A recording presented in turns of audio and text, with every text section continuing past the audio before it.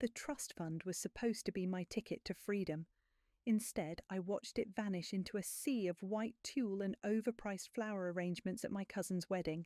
I'm Caitlin, and this is how my family's betrayal became the catalyst for my revenge. You can't be serious. My voice trembled as I stared at my mother across our kitchen island.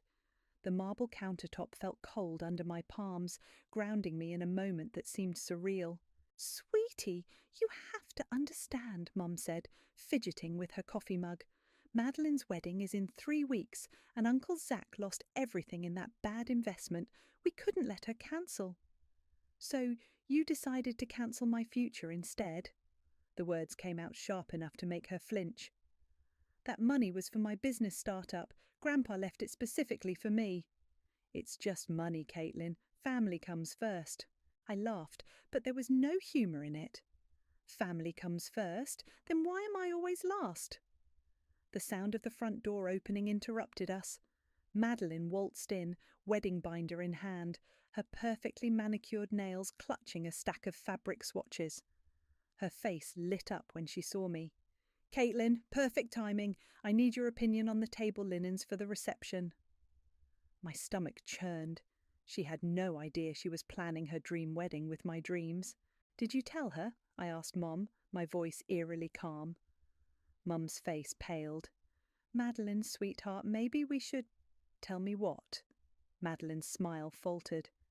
That your fancy wedding is being funded by my trust fund, the money Grandpa left me to start my business. I watched the colour drain from her face. Surprise? What? No, Dad said he took care of everything. Madeline's voice trailed off as realization dawned. Well, Uncle Zack certainly took care of it, with my money. The wedding binder slipped from Madeline's hands, scattering papers across the floor. I had no idea, I swear. Caitlin, I would never. Save it. I pushed away from the counter. I need some air. I grabbed my keys and headed for the door, but Mom caught my arm. Please, let's talk about this. We can figure something out. I yanked my arm free. Figure what out? How to magically replace $60,000, or how to undo the fact that my own mother went behind my back to raid my trust fund? You're being dramatic, she said, her tone shifting to that patronizing voice she used when she thought I was overreacting. Sometimes we have to make sacrifices for family. Funny how I'm the only one making sacrifices around here. My sister Scarlett appeared at the top of the stairs, probably drawn by our raised voices. What's going on? Ask Mom, I spat. She's great at explaining how family works. I stormed out to my car, ignoring their calls. My phone buzzed repeatedly as I drove, but I didn't need to look to know it was them. Probably trying to justify their betrayal with more family-first nonsense. 3 hours later, I sat in my apartment with my laptop open, staring at a confirmation email for a one-way ticket to Seattle. My hands shook as I packed my essentials into 2 suitcases, leaving behind everything that reminded me of them. A soft knock at my door made me freeze. Go away, Mom. It's Hugh. I hesitated before opening the door. My cousin Hugh, Madeline's brother, stood there looking uncomfortable. I heard what happened. Come to defend your sister? He shook his head. What they did was wrong. Dad should have never asked for your money, and Aunt Solstice should have never agreed. But they did. I turned back to my packing. Where are you going? Away, far away from this mess. Hugh was quiet for a moment. Will you come to the wedding? I zipped my suitcase with more force than necessary. Would you, if you were me? He didn't answer, which was answer enough.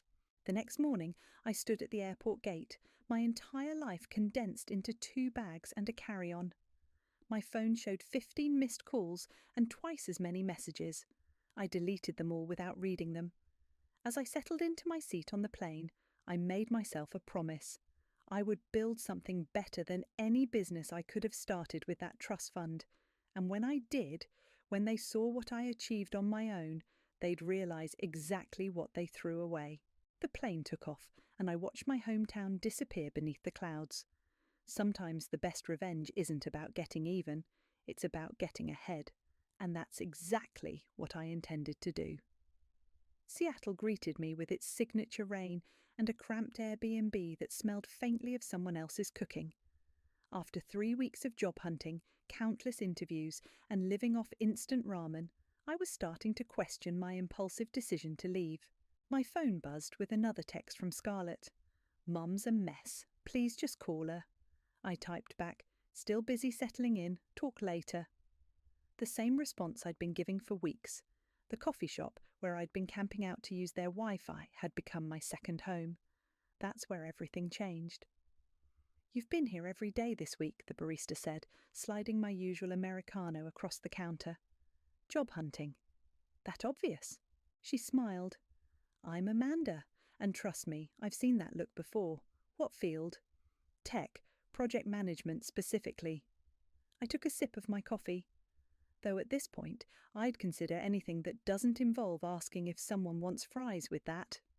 "Actually," Amanda glanced around before lowering her voice, "my brother works at Horizon Tech. They're desperately looking for a junior project manager. Want me to put in a word?"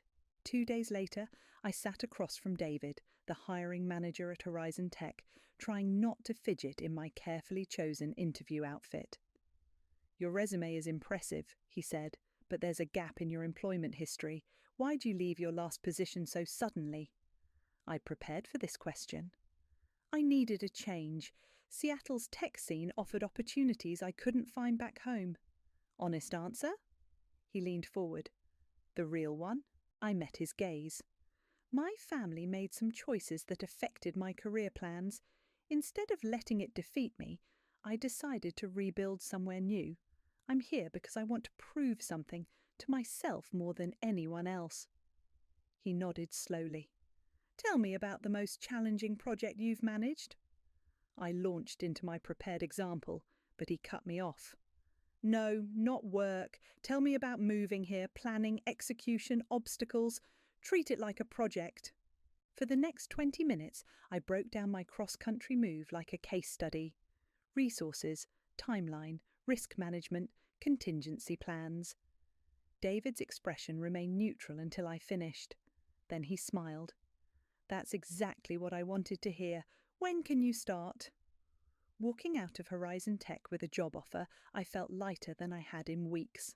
My phone buzzed again, this time with a text from Madeline. "The wedding's in 2 days. There's still time to come. Please?" I deleted it without responding and called my new landlord instead. The apartment I'd viewed yesterday wasn't perfect, but it was within walking distance of Horizon Tech, and more importantly, it was mine. 3 days into my new job, I was drowning in documentation and loving every minute of it. My desk neighbour, Rachel, became my unofficial mentor. "You're catching on fast," she said, peering over my shoulder at my project timeline. "But you might want to add some buffer time here and here." She pointed at the screen. "Trust me, developers always need more time than they claim." "Speaking from experience?" "Let's just say I've learned the hard way." She grinned. "Hey, a bunch of us are grabbing drinks after work. Want to join?" That evening, sitting at a bar with my new co-workers, I checked my phone out of habit. A new email from Mom waited in my inbox. "The wedding was beautiful. Madeline looked perfect. I wish you'd been there. We all did. Please come home for Sunday dinner this week. We can talk about helping you start over here." I set my phone face down on the bar. "Bad news?" Rachel asked. "Just family stuff." "Want to talk about it?" I shook my head. "I'd rather hear about this nightmare project you mentioned earlier, the one with the impossible deadline." As Rachel launched into her story, I felt something shift inside me. Here, nobody knew me as the girl whose family stole her trust fund. Nobody pitied me or tried to justify what happened. I was just Caitlin, the new project manager who asked smart questions and stayed late to learn the systems. Back in my new apartment that night, I sat at my tiny IKEA desk and opened my laptop. My savings account balance was painfully low after the move and apartment deposit, but my first paycheck would hit next week. I created a new spreadsheet and titled it Success Plan. Under it, I typed my first goal: prove them all wrong. The wedding was over. My cousin had gotten her perfect day with my money. But sitting there, planning my future in a city where nobody knew my past, I realized something important. Sometimes the best opportunities come disguised as betrayals. I closed my laptop and smiled. This was just the beginning. 6 months flew by in a blur of deadlines, late nights, and increasingly impressive project deliverables. I just finished presenting my latest success to the executive team when David called me into his office. "Close the door, Caitlin," he gestured to the chair across from his desk. "Do you know why you're here?" My heart raced. The Thompson account. 3 months ago, that account was hemorrhaging money. Today, they're our biggest success story. He slid a folder across his desk. "Which is why I'm recommending you for senior project manager." I stared at the folder. "But that position usually requires—" "5 years of experience? Yeah, but you've accomplished more in 6 months than most people do in 3 years. He leaned back. "The promotion comes with a substantial raise. Think you can handle it?" I thought about the trust fund, about how my family had thought I couldn't handle running my own business. When do I start? Later that evening, my phone lit up with Scarlett's face. Unlike the rest of the family, I still answered her calls. "You'll never believe what happened," she said, her voice tight with excitement. "What's up?" "I'm engaged. Jake proposed last night and—" She paused. "And I want you to be my maid of honor." The irony wasn't lost on me. "Scarlett, before you say no, hear me out. This isn't like Madeline's wedding. Jake and I are paying for everything ourselves. We're keeping it small, intimate." She took a breath. "And I miss you, Kate. We all do." "I got promoted today," I said, instead of addressing the wedding. "Senior project manager." "That's amazing! Mum will be so—" "Don't tell her," I cut in, "or anyone else." Silence filled the line. "They feel terrible, you know, especially after what happened with Uncle Zach's business." "What happened?" "You haven't heard? The whole thing collapsed. They're selling their house. Madeline and her husband moved back in with Uncle Zach and Aunt Diana." I let that sink in. Karma had a weird sense of humour. "Caitlin?" Rachel stuck her head into my office. "Client call in 5 minutes."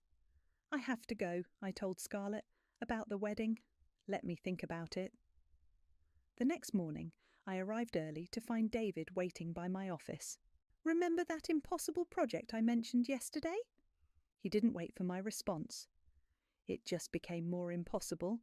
Client wants to move the deadline up by 6 weeks." I smiled. "Give me an hour to revise the timeline." "That's why you're the best." He turned to leave, then paused. "Oh, and your new salary takes effect immediately." I pulled up my banking app during lunch. The numbers made me blink twice. My new monthly salary was more than what remained of my trust fund would have been. Rachel dropped into the chair across from my desk with 2 coffees. "Celebrating the promotion?" "Something like that." I closed the app. "My sister just got engaged." "That's great. When's the wedding?" "I don't know if I'm going." Rachel raised an eyebrow. "Family drama?" "You could say that." I took a sip of coffee. The last wedding I was supposed to attend didn't end well. "Want to talk about it?" For the first time since arriving in Seattle, I did. I told her everything. The trust fund, the betrayal, my escape. "Damn," she said when I finished. "No wonder you work like you have something to prove." "Is it that obvious?" "Only to someone who recognizes the signs." She smiled. "I did the same thing after my divorce, threw myself into work, avoided anything that reminded me of my ex. It worked until it didn't." "What do you mean?" "At some point you have to decide if you're working this hard for yourself or to prove them wrong. One drives you forward, the other just keeps you angry." Before I could respond, my phone buzzed. A text from an unknown number. "Hey, it's Hugh. Got your number from Scarlett. We need to talk about the family. It's important." I showed Rachel the message. "Looks like the universe is trying to tell you something," she said. "Yeah, that karma's real." I put my phone away. "The family that took my trust fund is in financial trouble. Poetic, right?" Rachel stood, gathering her empty coffee cup. "Just remember, revenge might feel good for a moment, but it doesn't pay your bills or make you happy. Your success here?" She gestured around my office. "That's all you. Don't let them take credit for that, even as motivation." As she left, I looked at Hugh's message again. 6 months ago, I'd fled with nothing but determination and spite. Now I had everything I'd wanted: respect, success, independence. And soon I'd have something even better: the chance to say no when they needed my help. The call from Uncle Zach came on a rainy Tuesday evening, just as I was leaving the office. "Caitlin?" His voice sounded older, more strained than I remembered. "Do you have a minute?" I sat back down at my desk. "I'm surprised you still have my number." "Look, I know I'm probably the last person you want to hear from," he cleared his throat, "but we need your help."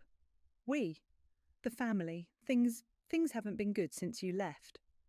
I laughed softly. "And whose fault is that?" "Mine." The admission caught me off guard. I made a terrible mistake with your trust fund, and then I made an even worse one with our family business. I heard about that. I kept my voice neutral. "Scarlett mentioned you're selling the house." "We have to. The bank's foreclosing next month." A pause. Madeline and Tom moved back in. They couldn't afford their rent after everything. "That must be awkward," I said, thinking of their lavish wedding. "All those expensive wedding gifts crammed into your guest room." He ignored the jab. "We need a loan, Caitlin, just enough to keep the house until I can sort things out." "How much?" $50,000. I nearly dropped my phone. "That's less than what you took from me." "I know," his voice cracked. "And I'll spend the rest of my life making it up to you, but right now we're desperate." Rachel appeared in my doorway, coat in hand. She mouthed dinner, but I shook my head. "Why me?" I asked. "Why not ask Mom?" "Solstice." He sighed. "She's not in a position to help. None of us are. But Scarlett mentioned you got a good job in Seattle." "Of course she did. I'll think about it." "Please, Caitlin, we can set up a payment plan." "I said I'll think about it." I hung up before he could respond. Rachel was still waiting. "Everything okay? Remember when we talked about karma?" I grabbed my coat. "Let's get dinner. I need advice." Over Thai food, I told her about the call. She listened without interrupting, using her chopsticks to push rice around her plate. "So," she said finally, "what are you going to do?" Part of me wants to tell them to figure it out themselves. I stabbed at my pad thai. Like I had to. And the other part? Wants to help, then hates myself for wanting to help. My phone buzzed. A text from Madeline. "Uncle Zach told me he called you. I know I have no right to ask for anything, but please help us. I'm pregnant, Caitlin. I can't raise a baby in a motel." "Wow," Rachel said, reading over my shoulder. "They're really pulling out all the stops." "You think she's lying?" "Does it matter? Either way, it's manipulation." I pushed my food away. "What would you do?" "I'd invite them to visit." She held up a hand when I started to protest. "Hear me out. Right now, they're imagining you in some entry-level job, barely getting by. They're asking for help because they don't know you don't need them anymore. Show them." "You want me to rub my success in their faces?" "I want you to make an informed decision. See them face to face. Let them see what they lost when they betrayed you." She grinned. "Plus your new place is gorgeous. The view alone might give Uncle Zach a heart attack." She had a point. My recent promotion had allowed me to move into a luxury apartment overlooking the city. The rent was more than my parents' mortgage. I picked up my phone and typed, "Come to Seattle this weekend, all of you. We'll talk about the loan in person." The responses came quickly. Mom: "Really? Oh, sweetheart, thank you." Uncle Zach: "We'll be there. Send the address." Madeline: "Thank you, thank you, thank you." Only Hugh's response gave me pause.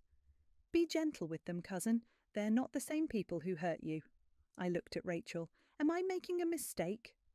"Depends on what you want out of this." She signalled for the check.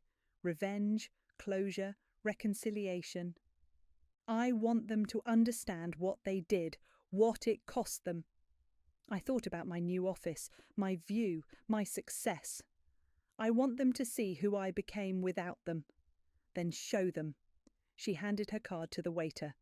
Just remember what I said about working for yourself, not against them. That night, I stood at my floor-to-ceiling windows, looking out at the Seattle skyline. 6 months ago, I'd arrived here broken and angry. Now I was about to face my family from a position of power. I opened my laptop and booked 4 hotel rooms at a modest chain hotel nearby. Not too cheap, not too expensive, just comfortable enough to make what came next feel worse by comparison. The game was about to begin, and this time I held all the cards. The doorman called up exactly at 7. "Miss Caitlin, your family is here." "Send them up." I smoothed my designer dress, 3 months' salary at my old job, pocket change now, and waited. The elevator dinged, and there they were. Mum looked thinner, worry lines creasing her forehead. Uncle Zach's confident swagger had vanished, replaced by stooped shoulders and a grey pallor. Madeline's expensive highlights had grown out, showing mousy brown roots. Hugh hung at the back, watching me carefully. "This is... wow." Mom stepped into my apartment, eyes wide. "Honey, this is incredible." "Nice view," Hugh said quietly. Madeline pressed her hand against the floor-to-ceiling windows. "You can see the whole city from here." "Would anyone like a drink?" I moved to my wine fridge. "I have an excellent Cabernet, though water for you, Madeline, given your condition." She flushed, one hand moving to her still flat stomach. "You heard? You texted me, remember?" I poured the wine, watching their reflections in the window. 3 months along, is it? 2, she mumbled, accepting a water glass. I handed Uncle Zach his wine, noting how his hand trembled slightly. "Shall we sit? We have a lot to discuss." They settled onto my Italian leather sectional, another recent splurge. Mum kept touching things, as if confirming they were real. "You've done well for yourself," Uncle Zach said, attempting his old authoritative tone. "I have." I sat across from them. "No thanks to any of you." The silence that followed was deafening. "Caitlin," Mum started, "we know we hurt you." "Do you?" I set my wine down. "Do you know what it's like to start over with nothing? To eat ramen for weeks because you can't afford real food? To wonder if you've made the biggest mistake of your life?" "We never meant," Madeline began, "to steal my trust fund, to destroy my dreams, to betray me." Each question made them flinch. "What exactly didn't you mean to do?" Hugh leaned forward. "We're here to make it right." "With what money?" I laughed. "The business is gone. The house is being foreclosed. Madeline's living in your old bedroom with a baby on the way. What exactly are you offering?"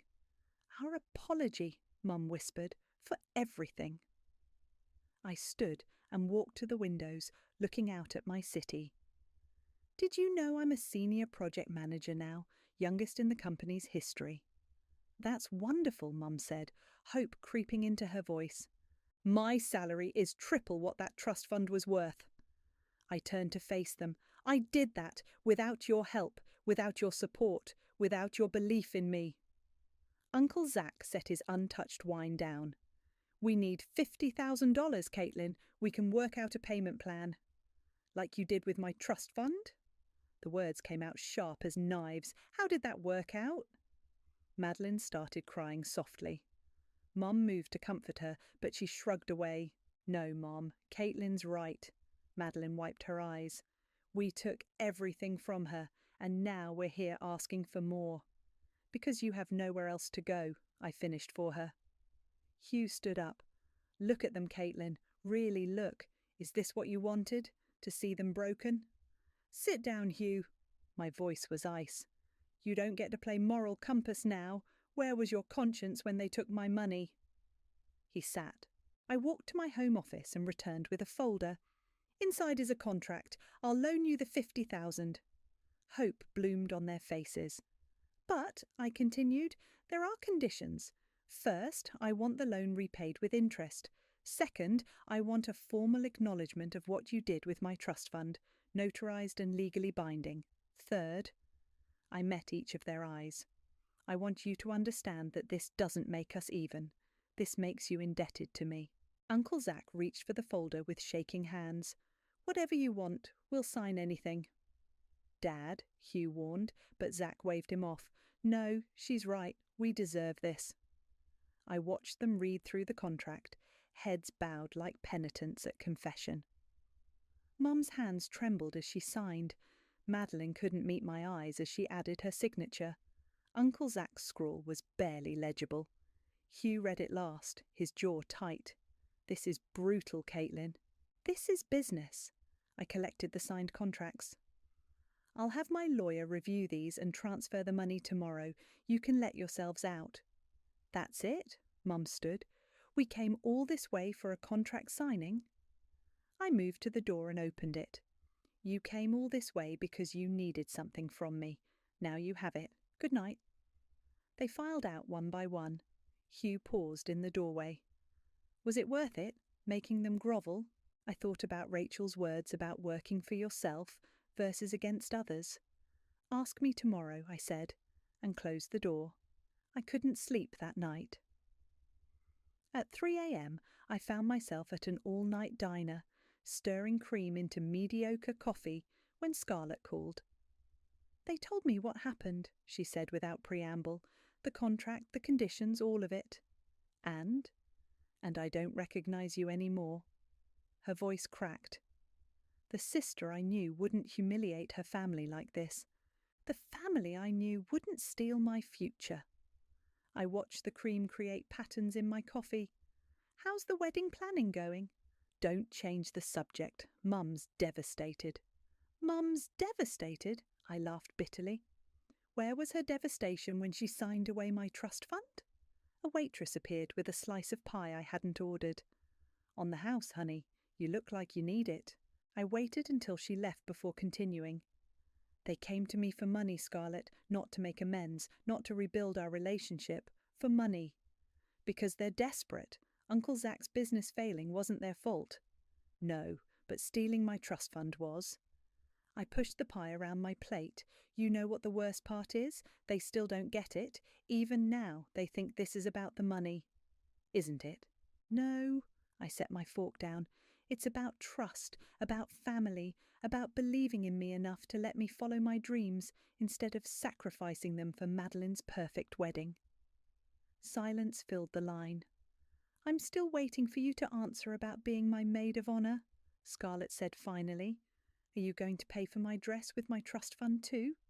"That's not fair." "None of this is fair." Several heads turned at my outburst. I lowered my voice. "You stood by and watched them take everything from me. You didn't say a word." "I was scared," she whispered. "I didn't want to choose sides.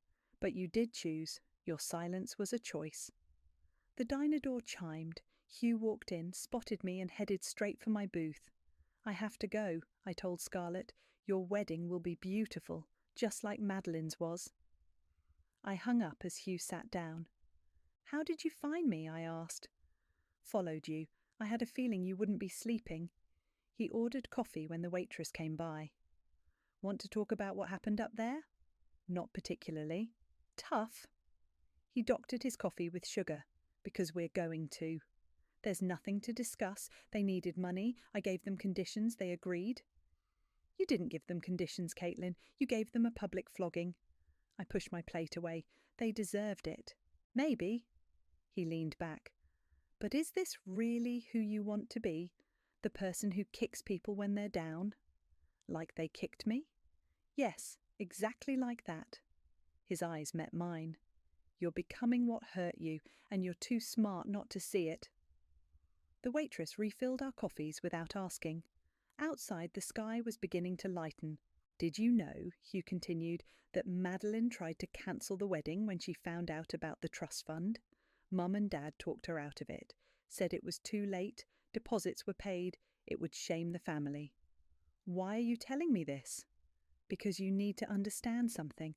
What they did to you was wrong, unforgivable even. But this revenge you're pursuing, it's not hurting them as much as it's hurting you. I thought about my beautiful apartment, empty except for expensive furniture, about my impressive job title that I couldn't share with my family, about the satisfaction I'd felt watching them squirm, and how hollow it felt now. I worked so hard, I said quietly. Everything I have, I earned myself. I know. Hugh reached across the table and squeezed my hand. And that's amazing. But you did it for the wrong reasons. You did it to prove them wrong instead of proving yourself right. What's the difference? Look at yourself. Really look. Are you happy, Caitlin, or are you just successful? The question hit harder than I expected. Before I could answer, my phone buzzed with a text from Madeline. I know you hate me, but this baby, I want them to know their aunt, to know the strong, amazing person you are, not the angry one we saw tonight. Please don't let what we did destroy who you really are. Hugh watched me read it. She means it, you know. It's not that simple. It never is. He stood and dropped money on the table for our coffee. But at some point, you have to decide, do you want to keep punishing them, or do you want to start healing? He left me sitting there, watching the sunrise through the diner's grimy windows, wondering when revenge had started feeling less like victory and more like chains. I found my family in the hotel lobby the next morning. They looked up as I approached, faces a mix of hope and apprehension. We need to talk, I said, dropping into an armchair across from them, about last night, about everything. Mum straightened. The contract. Forget the contract. I pulled it from my bag and tore it in half. This isn't about money anymore. Madeline's hand went to her stomach, a gesture I was starting to recognise. What is it about then? Truth. I looked at each of them. I want you to tell me why, not excuses, not justifications, why you really did it. Uncle Zack spoke first. I was desperate. The business was failing, and Madeline's wedding. I convinced myself it was temporary, that I'd pay it back before you ever knew. But you didn't. No. He looked down, and when you found out, I was too ashamed to face it. Mum? She twisted her wedding ring, a nervous habit I remembered from childhood. I thought I was protecting the family, keeping peace.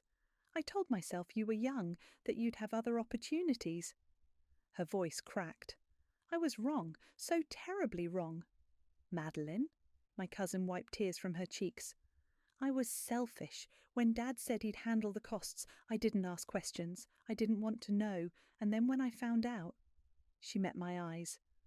I should have cancelled everything. Instead, I let them convince me it was too late. It's never too late to do the right thing, I said quietly. Hugh, who'd been silent until now, leaned forward. Your turn, Caitlin. Tell them the truth about Seattle. They all looked at me expectantly. When I left, I was broken. The words came slowly, not because of the money, but because my family, the people I trusted most, didn't believe in me enough to let me follow my dreams. That's not true, Mum protested, isn't it? You took my trust fund because you didn't think my business would succeed, because Madeline's wedding was more important than my future. No one spoke. So I came here angry, determined to prove you wrong, and I did. I gestured around us. I built everything you saw last night from nothing, but you know what? It feels empty. Because you did it for revenge, Hugh said softly. Because I did it for revenge, I agreed. And now I have everything I thought I wanted, except the one thing that mattered most. What's that? Madeline asked. Family. The word hung in the air. Real family, the kind that believes in each other, supports each other, doesn't betray each other. Uncle Zack stood abruptly. I'll sell my car. It's not much, but it's a start. Sit down. I waited until he did. I'm not finished. Mum reached for my hand, but I pulled back. What you did was wrong. Not just taking the money, but the way you did it. The lies, the justifications, the silence. I took a deep breath. But what I did last night, making you grovel, humiliating you, that was wrong too. You had every right, Madeline said. No, I had reasons but not rights. There's a difference. Hugh smiled slightly. So what now? I pulled out my checkbook. Now, I'm going to help you save the house. No contracts, no conditions. We can't accept, Uncle Zack started. You can and you will. I wrote the check.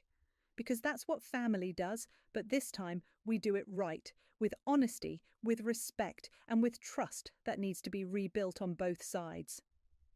Madeline burst into tears. Mum wasn't far behind. "There are conditions," I added, holding the cheque just out of reach. "Not legal ones, but important ones." They waited. "First, we start therapy, family counselling, all of us." I looked at their surprised faces. "Second, we talk about things. No more secrets, no more assumptions about what's best for everyone. And third," I turned to Madeline, "I want to be part of my niece or nephew's life, really part of it." She launched herself at me, hugging me awkwardly around her barely there bump. "Done. All of it. Done." Mum joined the hug, then Uncle Zack. Hugh stood back, watching with satisfaction. "One more thing," I said when they finally let go. I turned to Scarlett, who'd been quietly watching from the hotel entrance. "Yes." "Yes?" She stepped closer. "Yes, I'll be your maid of honour, but I'm picking my own dress this time." She laughed through tears and joined our group hug. As we stood there, holding each other in that hotel lobby, I realised something. Revenge might feel good for a moment, but reconciliation, real, honest, hard-won reconciliation, that feels good forever. "So," Madeline sniffled, "want to help me pick out baby names?" For the first time in 6 months, my laugh was genuine. "As long as you promise not to steal them." The morning sun streamed through my office windows as I reviewed the final payment notification from Uncle Zack. He'd insisted on repaying the loan, even though I'd told him it wasn't necessary. Small monthly transfers, never missing one, each with a note of gratitude attached. My phone buzzed with Madeline's latest ultrasound picture. "It's a girl," the message read. "Still voting for Caitlin as a name?" "Absolutely not," I texted back. "One Caitlin in the family is enough." Rachel appeared in my doorway with coffee. "Ready for the big presentation?" "Born ready." I gathered my materials. "But first, I need your opinion on something." I pulled up a business plan on my screen, the same one I'd dreamed of funding with my trust fund, but better. Refined by experience, shaped by everything I'd learned. "A consulting firm?" Rachel leaned closer. "Wait, is this?" "The original dream, version 2.0. I scrolled through the projections. "But this time, I'm doing it right, building it alongside my job here, not rushing in blind." "Have you shown your family?" "Family therapy session tonight." I closed the laptop. Thought I'd bring it up then. The session was held in a warm office with comfortable chairs arranged in a circle. Dr. Martinez had been working with us for 3 months, helping us navigate the rebuilding of trust.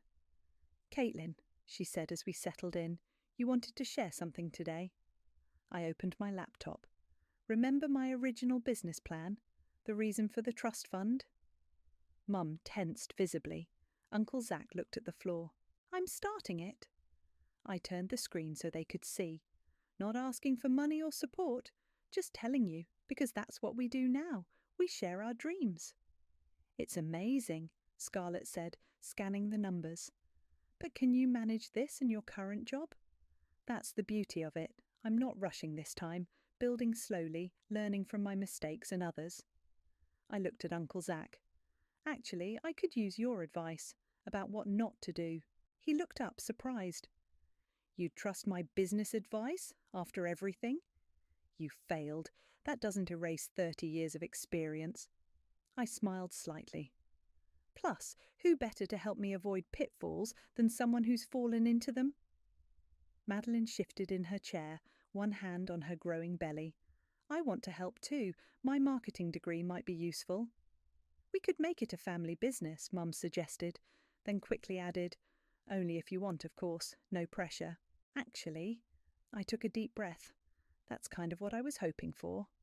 Dr. Martinez leaned forward. "This is a significant step, Caitlin. Are you sure you're ready to mix family and business again?" "No." I closed my laptop. "But I'm ready to try. With boundaries this time. With contracts that protect everyone. With honest conversations when things get hard.